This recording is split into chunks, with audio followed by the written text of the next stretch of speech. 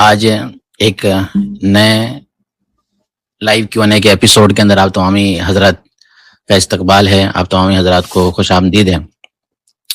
आज इस स्ट्रीम में इंशाअल्लाह हम एक नई शुरुआत कर रहे हैं, पॉडकास्ट रिव्यू करेंगे और आज हमारा पहला एपिसोड है।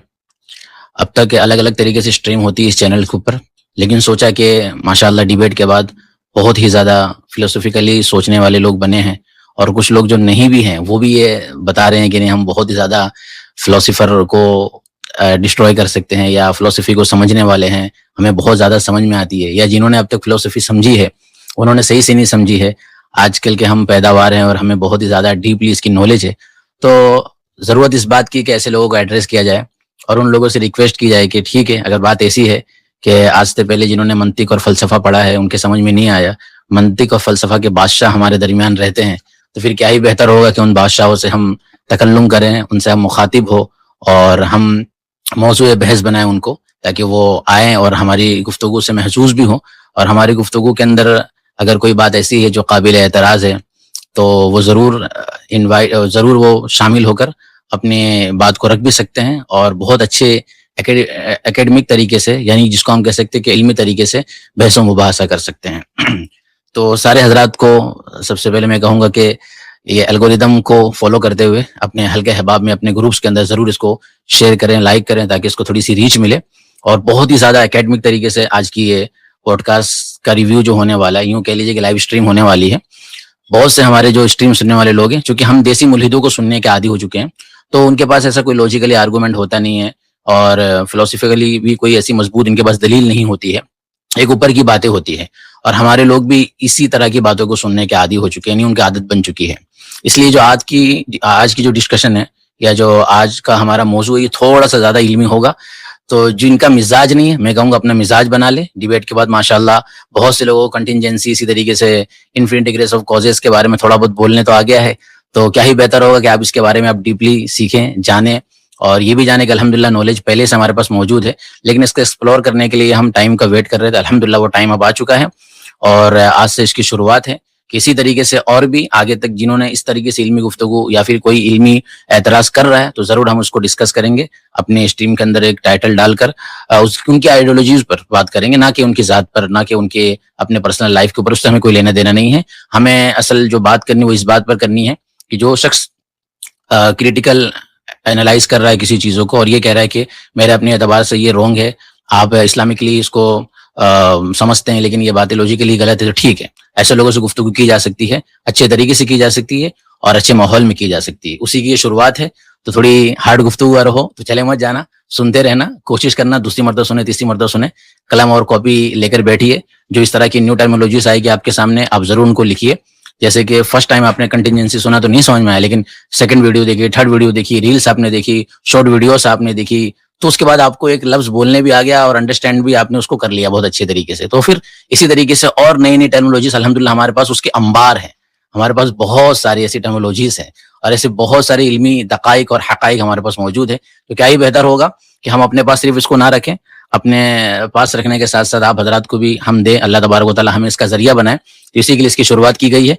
तो आज जो टॉपिक है उसको मैं मुख्तसर आपको बताऊं कि बहुत सारे लोग हैं इस वक्त यूट्यूब पर जिन्होंने डिबेट होने के बाद अपने अलग अलग पॉडकास्ट किए हैं। उस पॉडकास्ट के अंदर एक शख्स हैं जिनका नाम प्रकाश फाटक करके हैं, ओरिजिनल नाम इनका ये है, लेकिन इनकी जो आईडी है इंस्टाग्राम पर, तो ये आईडी इनकी है ज़हीन लखनवी के नाम से।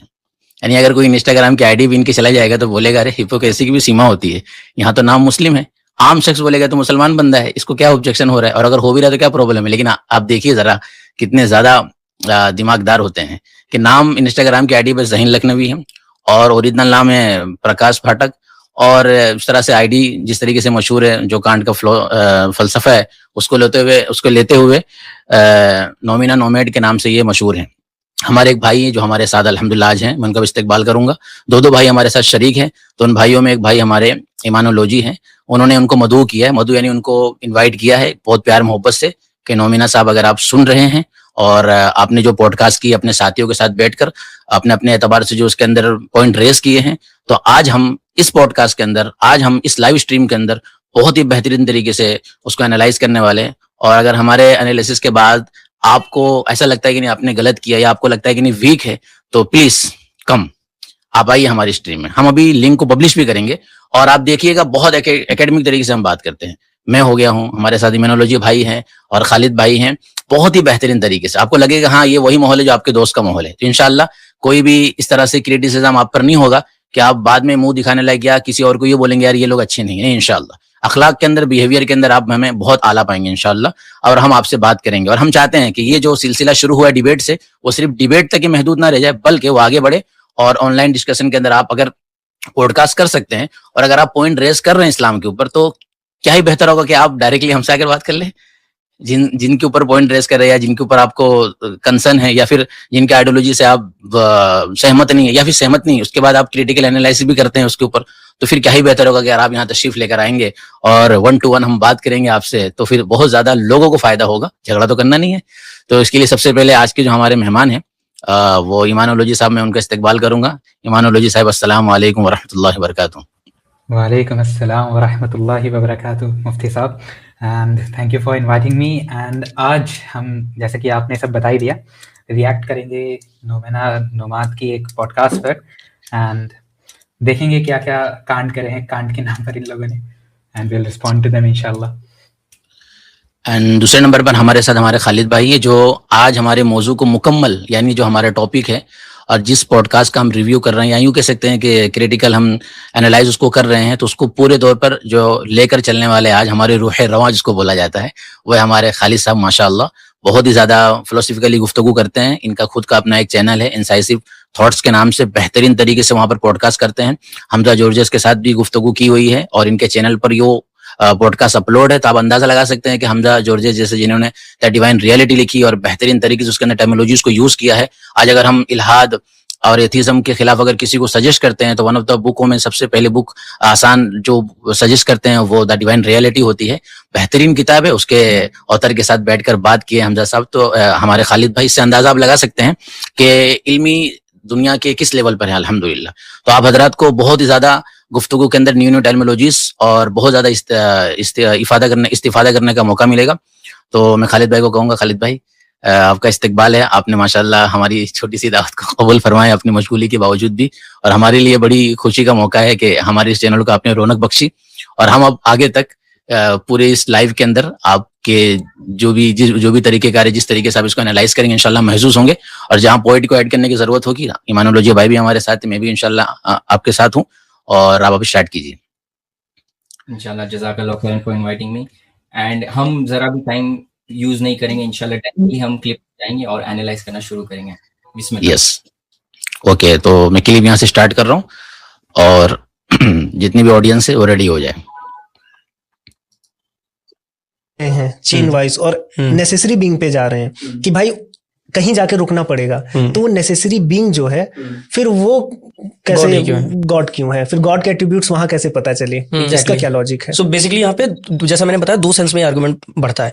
लॉजिकल नेसेसिटी है, अगर आप देखो इस आर्गुमेंट की कंसिस्टेंसी देखोगे, उस सेंस में आपको दिखेगा कि हाँ एक नेसेसिटी तो हमें चाहिए, पर वो नेसेसिटी हमें गॉड ही माननी है। बहुत सारे लोग इसको नहीं मानते। इवन फिलोसोफर्स की कम्युनिटीज में, एथीस्ट की कम्युनिटीज में बहुत सारे वेरिएबल ऑप्शंस हैं जिनके साथ आप जा सकते हो। आप लेट से आपको पता है कि एनर्जी और मैटर क्रिएट नहीं किया जा सकता, डिस्ट्रॉय नहीं किया जा सकता, इट जस्ट रिमेन्स देयर। आप नेसेसरी उसे मान सकते हो। आप मैथमेटिकल कॉन्सेप्ट्स को मान लो, या आप क्वांटम वेव को मान लो, वेव फंक्शन को आप मान सकते हैं, कोलैप्स को मान सकते हैं, क्वांटम फील्ड्स को मान सकते हैं, मल्टीपल चीजें जिनको आप जो है नेसेसरी मान सकते हैं। एनर्जी के बारे में nether be created nor be destroyed. Exactly वही, तो आप उसको भी मान सकते हो। लेकिन फिर यही क्वेश्चन उठता है कि आप उसको एक पर्टिकुलर गॉड क्यों मान रहे हो, चाहे जो हो, तो वो गॉड को मानना इटसेल्फ वो उसका लॉजिक बिल्ड करना पड़ेगा। उन्होंने दिया भी कहाँ, डिबेट में उसका लॉजिक नहीं दिया है। उन्होंने कहा नेसेसरी बीइंग होना चाहिए, वो गॉड है। क्यों? सिंपल सा क्वेश्चन था जावेद साहब का, पूछ सकते थे। ओके यहाँ पे हम पॉज करेंगे इंशाल्लाह। उन्होंने बहुत बातें बोली, बहुत कुछ रेस किया। सबसे पहली बात तो उन्होंने ये बोला कि कंटीजेंसी आर्ग्यूमेंट की वो बात कर रहे थे, उन्होंने बोला कि 2 स्टेप्स में किया जाता है, जो सही बोला कि कंटीजेंसी आर्ग्यूमेंट के 2 स्टेप्स होते हैं। पहले आप एक नेसेसरी बीइंग को एस्टैब्लिश करते हैं, दूसरी बात और दूसरे स्टेप में आप बताते हो कि नेसेसरी बीइंग गॉड क्यों है। तो अब इन्होंने क्या रेस किया कि आपने, ठीक है, अगर नेसेसरी बीइंग आपने एस्टैब्लिश किया, वो बोले कि कंटीजेंसी आर्गुमेंट की कंसिस्टेंसी है कि नेसेसरी बीइंग एस्टैब्लिश हो रहा है, तो वो गॉड ही क्यों है। फिर उन्होंने ये बोला कि मुफ्ती साहब ने क्यों नहीं बताया। अगर सामने वाला पूछेगा नहीं तो आप थोड़ी ना अननेसेसरी कोई चीज को प्रोवाइड करेंगे। इट नेसेसरीली अब यहाँ पे जब स्टेप 2 की जरूरत नहीं पड़ी तो स्टेप 2 क्यों ऑफर करेंगे वो? तो बात यहाँ थी कि इन्होंने रेस किया, ये बहुत हमको नोट करने की जरूरत है कि वो नेसेसरी बीइंग तो कुछ भी हो सकता है, वो मटेरियल रियलिटी हो सकती है या फिर वो लेट्स से कोई क्वांटम फील्ड हो सकती है। बट प्रॉब्लम ये आती है कि ना स्टेप 2 आपको खुद को सीखने की जरूरत है कि स्टेप 2 क्या है। स्टेप 2 के अंदर वही बताया जाता है कि ये सब चीजें नहीं हो सकती। अगर आपने स्टेप 2 नहीं पढ़ा, इसका ये मतलब नहीं कि आप बोलो कि स्टेप 2 एग्जिस्ट ही नहीं करता है, स्टेप 2 वर्क नहीं करता है। और आप थोड़ा सा और आगे प्ले करेंगे तो मैं कुछ बताना चाहूंगा इंशाल्लाह Yes. वो क्लिप के अंदर। हाँ, तो आप देखेंगे यहाँ पे जो लीडिंग फिलोसोफर्स है, अब आप प्ले कीजिए, मैं बोलूंगा आपको पॉज करने। हाँ हाँ, आप पॉज कीजिए। अब ये देखो यहाँ के जो लीडिंग फिलोसोफर्स है वो स्टेप 2 पे उन्होंने बहुत काम किया, ऐसा नहीं कि काम नहीं हुआ है। और वो लिटरली जो जोशुआ रास्मुसन है वो दुनिया के one of the leading, actually the leading philosopher जो कंटीजेंसी आर्ग्यूमेंट को प्रेजेंट करते हैं। उनके biggest defender in the world Joshua Rasmussen है। उनके साथ मैंने डायरेक्टली एक पूरा पॉडकास्ट किया है, कंप्लीट पॉडकास्ट। हमने बहुत डीपली एनालाइज किया कंटीजेंसी आर्ग्यूमेंट को, और वो उनके आर्टिकल्स के अंदर बताते हैं कि कंटीजेंट रियलिटी मतलब जो नेसेसरी बीइंग है वो कभी मटेरियल नहीं हो सकता, और इसके 2 स्टेप्स वो एक्सप्लेन करते हैं। और इसके अलावा भी है दूसरे फिलोसोफर्स वो बताते हैं कि अगर नेसेसरी बीइंग है कोई, तो वो जो नेसेसरी बीइंग के पास एक परफेक्ट एट्रीब्यूट है। नेसेसरी होना एक परफेक्शन है, तो उस परफेक्शन के बारे में एनालाइज करके पता चलता है कि जो दूसरे आइडियाज आप प्रोवाइड करते हो, जैसे क्वांटम फील्ड्स हो गया या वगैरह वगैरह कोई चीज हो गया, वो उसके अंदर बैठता ही नहीं है। एक परफेक्ट बीइंग ही बैठता है। इसका मतलब है कि गॉड का एक्सप्लेनेशन ही नेसेसरी बीइंग को सबसे वेल एक्सप्लेन कर पाता है। अब जैसे कि आप देख रहे हो जो तीसरी बुक है यहाँ पे, how reason can lead to God by Joshua Rasmussen, उन्होंने पूरी बुक के अंदर कम से कम 6 से 7 अलग अलग आर्ग्यूमेंट प्रोवाइड किए, यही बताने के लिए कि कैसे वो necessary existence, necessary being actually God होना चाहिए। और इंशाल्लाह आप अभी आगे प्ले करेंगे तो मैं और फर्दर एक्सप्लेन करूंगा इंशाल्लाह। हाँ, और प्ले कीजिए, मैं बोलूंगा फिर पॉज करने। हाँ, पॉज। अब यहाँ पे परफेक्ट एग्जिस्टेंस एक बुक है जो अभी लॉन्च होने वाली है, जोशुआ रास्मुसन और अलेक्जेंडर प्रूस की, जो ये पूरी बुक सिर्फ यही स्टेप को एक्सप्लेन करने की कोशिश करेगी, जो अभी कुछ महीने में लॉन्च होने वाली है। और जो उनके ऑथर थे वो ऑब्वियसली मैं उनको जानता हूँ, तो उनके साथ मेरी गुफ्तगू हो चुकी है। तो उसके अंदर उन्होंने बहुत अलग अलग स्ट्रैटेजी से आप एक नेसेसरी बीइंग से गॉड को एस्टैब्लिश कर सकते हैं, बट उन्होंने 2 स्ट्रैटेजीज बताई है। एक स्ट्रैटेजी तो ये है कि आप नेसेसरी बीइंग जो अगर है उसके बारे में, उसके एट्रीब्यूट्स को समझने की कोशिश करो, या समझो कि नेसेसरी बीइंग किस तरह का होगा। और ये आर्ग्यू करते हैं कि नेसेसरी बीइंग जो नेसेसरी बीइंग है उसके पास ऐसी चीजें होना चाहिए जो रेलिवेंटली डिफरेंट होगी कंटीजेंट बीइंग से। इसका मतलब है कि वो मटेरियल नहीं हो सकता, इसका मतलब है कि उसके अंदर कोई भी आर्बिट्ररी लिमिट नहीं हो सकती। जो भी एग्जांपल ये लोग बता रहे थे कि वो मटेरियल हो गया या क्वांटम फील्ड हो गया, ये सब चीजों के अंदर आर्बिट्ररी लिमिट्स हो सकती है, होती है बेसिकली, तो वो नेसेसरी बीइंग नहीं हो सकता। इन द सेंस वो अल्टीमेट फाउंडेशन ऑफ रियलिटी नहीं हो सकती। You need a deeper explanation. यहाँ तक कि जो पहला आर्टिकल में बता रहा था, could ultimate reality be material, उसके अंदर उन्होंने आर्ग्यू किया कि हमको सबसे डीपेस्ट एक्सप्लेनेशन चाहिए, और ऐसे आर्बिट्ररी कट ऑफ वाले एक्सप्लेनेशन जो आप दे रहे हो कि ये हो सकता है वो हो सकता है, वो सेटिस्फाई नहीं करते पीएसआर को। मेनी केस में PSR basically principle of sufficient reason होता है। तो ये एक तरीका ये है कि समझने के लिए कि नेसेसरी बीइंग किस तरह का होगा, और रेलेवेंट डिफरेंस जो है नेसेसरी बीइंग का, उसको समझने में आप फिर गॉड तक, एक सुप्रीम बीइंग तक पहुंच सकते हैं। स्ट्रैटेजी नंबर 1 है। स्ट्रैटेजी नंबर 2 जो है ये बहुत इंटरेस्टिंग स्ट्रैटेजी है। कोई भी चीज को समझने के लिए अगर हमको कॉज को समझना है तो उनके इफेक्ट्स को देख के हम कॉज को समझ सकते हैं। मतलब फॉर एग्जाम्पल एक पेंटर, बिना पेंटर को देखे अगर अच्छा पेंटर है तो उसकी पेंटिंग को देख के मैं समझ सकता हूँ कि पेंटर कैसा है। Yes. इस तरह से सेकंड स्ट्रैटेजी के अंदर जो जिस तरह की दुनिया के अंदर हम रहते हैं उसको एनालाइज करके नेसेसरी बीइंग के एट्रीब्यूट्स डिराइव किया जा सकता है। तो जो जोशुआ रास्मुसन है वो 4M का एग्जांपल देते हैं। बहुत सिंपल है, ऐसे बहुत अलग आर्गुमेंट्स है बट मैं सिंपल रखूंगा आप लोगों के लिए। 4M का मतलब है कि 4M वाली चीजें है, M से शुरू होने वाली चीजें जो ये पॉइंट आउट करती है कि नेसेसरी बीइंग माइंड लाइक है, गॉड है।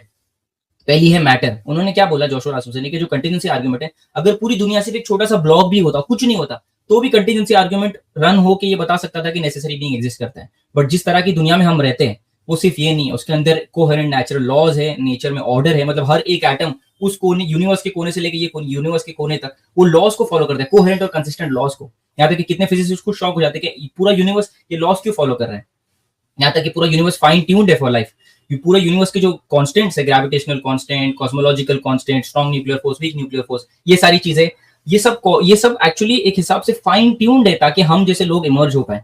तो ये बताता है कि अगर मैटर अगर नेसेसरी बीइंग के से इमर्ज हुई या नेसेसरी बीइंग ने चूज किया है कंटीजेंट रियलिटी को, तो इस पर्टिकुलर रियलिटी, इस पर्टिकुलर टाइप के मैटर को अगर उसने चुना है तो ये पॉइंट आउट करता है कि वो it is more mind like, it has some kind of choice. Second M है माइंड, बिकॉज पूरी दुनिया के अंदर सिर्फ मैटर नहीं एग्जिस्ट करता है, माइंड्स भी एग्जिस्ट करते हैं, और फिलोसफर्स कहीं खुद आर्ग्यू करते हैं कि ये मैटर के बियॉन्ड है, माइंड कॉन्शियसनेस ये सब मैटर के बियॉन्ड है, this is something non physical. Yes, तो अगर पूरी दुनिया के अंदर नॉन फिजिकल चीजें एग्जिस्ट करती है तो ये कॉज, ये इफेक्ट को देखिए भी कॉज के बारे में हम सोच सकते हैं, तो ठीक है, the cause also has to be mind like based on the proportionate causality principle and many other ways हम उसको एस्टैब्लिश कर सकते हैं, तो ये भी वो एस्टैब्लिश करता है। तीसरा एम है मैथमेटिक्स, जो पूरे लॉज ऑफ नेचर की मैं बात कर रहा था वो एक्चुअली एक लैंग्वेज के फॉर्म में फॉर्मुलेटेड है, इस वजह से हम उसको समझ सकते हैं, इस वजह से हम साइंस कर पाते हैं। हम साइंस नहीं कर पाते अगर लॉज ऑफ नेचर प्रेडिक्टेबल नहीं होते, बट ये प्रेडिक्टेबल है और इस तरह से प्रेडिक्टेबल है कि हम उसको मैथ के अंदर फॉर्मुलेट कर सकते हैं। तो ये पूरे लॉज ऑफ नेचर एक मैथमेटिकल फॉर्मुलेशन के बेसिस पे बने, मतलब एक कॉस्मिक लैंग्वेज एग्जिस्ट करती है। तो ये कॉस्मिक लैंग्वेज माइंड लाइक की तरफ बता रहा है। आप ये बोल रहे थे ना कि वो क्या मैटर हो सकता है, ये हो सकता है, मैटर के पास इस तरह का पावर नहीं है कि वो इस तरह की कंटीजेंट रियलिटी को जनरेट कर सके। और जो चौथा एम है वो मोरालिटी है। वो भले से जोशुआ रॉसमैन खुद बोलते हैं कि आप ऑब्जेक्टिव मोरालिटी पे नहीं मानो तो भी आर्गुमेंट वर्क करेगा, मानना तो ठीक है, उसके अलावा हमारे पास अलग आर्गुमेंट्स है, बट किसी भी तरह की मोरालिटी एग्जिस्ट करती है तो ये बताता है कि जो अल्टीमेट फाउंडेशन ऑफ रियलिटी थी उसने सिर्फ कॉन्शियस बीइंग को नहीं बनाया, कॉन्शियस बीइंग को इमर्ज किया बनाया, बट उसको बनाने के साथ साथ हम जिस तरह से रहते हैं उसको इस तरह से बनाया कि हम मॉरल प्रिंसिपल्स के बेसिस पे हमारी लाइफ जीते। इन मॉरल प्रिंसिपल्स का एग्जिस्ट करना भी हमारी रियलिटी में, चाहे सब्जेक्टिव हो, भले सब्जेक्टिव नहीं है, ऑब्जेक्टिवली प्रूव किया जा सकता है, बट चाहे सब्जेक्टिव भी हो, ये फोर्थ एम जो मोरालिटी है उससे भी हम आप देख सकते हो कि किस तरह का फाउंडेशन होगा, किस तरह का फाउंडेशन होगा जो जिसके वर्ल्ड व्यू के अंदर ये सारी 4 एम प्रिडिक्ट किए जा सकते हैं। और आप कोई भी दूसरा ले लो, थीज्म के अलावा ये चारों को आप इतने अच्छे से एक्सप्लेन नहीं कर पा सकते जैसे आप थीज्म से एक्सप्लेन कर पाओगे, परफेक्ट फाउंडेशन से एक्सप्लेन कर पाओगे। God being the necessary foundation अगर हो तो आप ये सेकंड स्ट्रेटेजी के अंदर समझ सकते हो कि ये उनके इफेक्ट ऐसे क्यों है। बट जब आप कोई गॉड के अलावा कोई और कैटेगरी को डाल दोगे नेसेसरी एग्जिस्ट में तो फर्स्ट स्ट्रेटेजी से फेल हो जाएगा। सेकंड, दूसरी बात है कि सेकंड स्ट्रेटेजी में उसके पास एक्सप्लेनेटरी स्कोप ही नहीं होगा, इन द सेंस वो एक्सप्लेन नहीं कर पाएगा रियलिटी ऐसे क्यों है। अगर आप बोल रहे हो कि माइंडलेस रियलिटी एग्जिस्ट कर रही है तो फिर ये इसके इफेक्ट्स ऐसे क्यों नहीं बता रहे, उसके इफेक्ट्स तो बता रहे, उसके इफेक्ट्स तो पॉइंट आउट करे कि वो माइंड लाइक होना चाहिए। तो इस तरीके से हम उसको एस्टैब्लिश कर सकते हैं और बहुत अच्छे से एस्टैब्लिश किया जा सकता है। आप प्ले करेंगे तो मैं कुछ रिसोर्सेज दूंगा and then we can move to the next. हाँ, यहाँ पे ये जो 2 क्लिप्स है, अगर किसी को इंटरेस्ट है इसमें पॉज कर देना, ये 2 प्लेलिस्ट है मेरे चैनल पे है। एक है विद जोशुआ रासमुसन हिमसेल्फ, जो लीडिंग फिलोसोफर है, जो कंटीजेंसी आर्गुमेंट को रिप्रेजेंट करता है या डिफेंड करते हैं बेसिकली। तो वो हमने एक पूरा उन्होंने कोर्स डिलीवर किया मेरे चैनल पे इसी पे, और ये सब बेसिक बचकाने जो आर्गुमेंट्स है उन्होंने बहुत अच्छे से उनको रिफ्यूट किया है। और मेरा दूसरा एक सीरीज चल रही है यूसुफ पॉन्डर्स के साथ, और मैं और ब्रदर यूसुफ पॉन्डर्स हमने कम से कम 6 घंटे दिए सिर्फ गॉड के एग्जिस्टेंस को एस्टैब्लिश करने में, 3 अलग अलग वीडियोस, पार्ट 1, पार्ट 2, पार्ट 3 हमने बहुत डिटेल में किया है। तो अगर कोई इंटरेस्टेड हो तो दे सकता है। उसके अंदर पार्ट 2 और पार्ट 3 स्पेसिफिकली सेकंड स्टेप को ही कंप्लीट कर रहे हैं, तो ये भी लोगों को हेल्प कर सकता है इंशाल्लाह। आप प्ले कीजिए।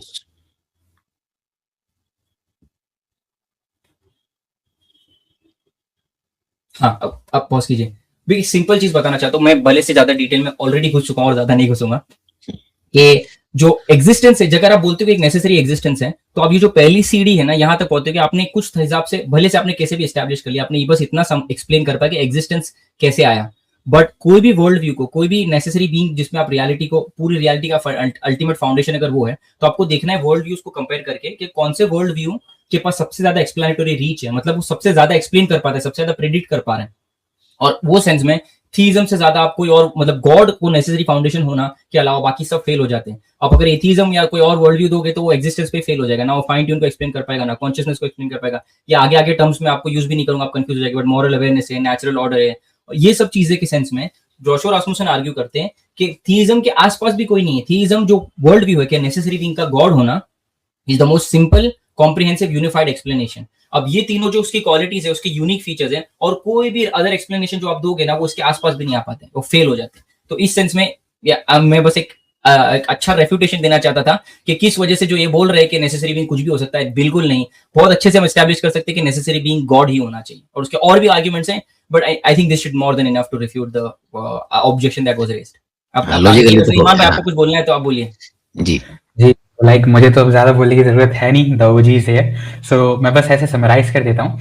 ये जो इन्होंने बोला था ना कि अगर नेसेसरी बीइंग है तो वो गॉड ही क्यों नहीं है, एनर्जी मैटर ये सब नहीं हो सकता, तो इससे ये समझ में आता है कि ये लोग इतने इग्नोरेंट है कि इनको नेसेसरी का मतलब ही नहीं पता। नेसेसरी बीइंग वो नहीं होता है जो कि मतलब मेरली एग्जिस्ट कर रहा है। नेसेसरी बीइंग वो होता है जिसकी नॉन एग्जिस्टेंस इम्पॉसिबल हो, राइट? और अगर हम ये डेफिनेशन जो है हम इसको मैटर और एनर्जी पर लगाएं, मैटर और एनर्जी क्या होते हैं? ये चेंजेबल होते हैं, क्वांटिटीज में एग्जिस्ट करते हैं, ये कंपोज्ड होते हैं ऑफ डिफरेंट पार्ट्स, राइट? और ये एक्सटर्नल लॉज को ओबे करते हैं। तो कोई भी चीज जो कि बदलती है, जिसकी क्वांटिटी होती है या वो किसी और तरह से हो सकते थे जो कि फाइनाइट पार्ट से मिलकर बने हुए होते हैं, वो कभी नेसेसरी हो ही नहीं सकते, वो हमेशा कंटिंजेंट रहेंगे। सो मैटर और एनर्जी जो है वो लाइक नहीं हो सकते नेसेसरी, वो फेल कर जाते हैं। और दूसरी बात ये है जो इन्होंने कहा कि energy can neither be created nor be destroyed, तो ये प्रिंसिपल है जो कि यूनिवर्स के अंदर काम करता है। ये नहीं एक्सप्लेन करता कि बाहर से नहीं है। यस जी, ये नहीं एक्सप्लेन करता है कि यूनिवर्स वजूद में क्यों आया। ये एनर्जी कभी इसका जवाब नहीं दे सकती। दूसरी बात, एनर्जी भी जो है इंडिपेंडेंटली एग्जिस्ट नहीं करती, वो भी जो है उसको मैटर चाहिए होता है, राइट? अब अगर मान लीजिए कोई फिलोसोफर है और उसके सामने किसी ने ऐसी बचकानी बात कर दी और उसने थप्पड़ मारा, तो जो काइनेटिक एनर्जी है वो हाथ से गाल पे ऐसे ट्रांसफर होगी। सो जो एनर्जी है वो इंडिपेंडेंटली तो नहीं एग्जिस्ट कर रही है ना, वो भी ऑब्जेक्ट में ही कर रही है। सो जब ऑब्जेक्ट ही डिपेंडेंट है तो आप ये कैसे कह सकते हो कि ऑब्जेक्ट पे जो डिपेंडेंट चीज है वो इटर्नल है? This is foolishness. यस, आगे हम प्ले करते हैं इसको। कर सकते हैं जी। सबक फिर पढ़ सदाकत का, अदालत का, शुजाअत का, लिया जाएगा तुझसे काम दुनिया की इमामत का। सबक फिर पढ़ सदाकत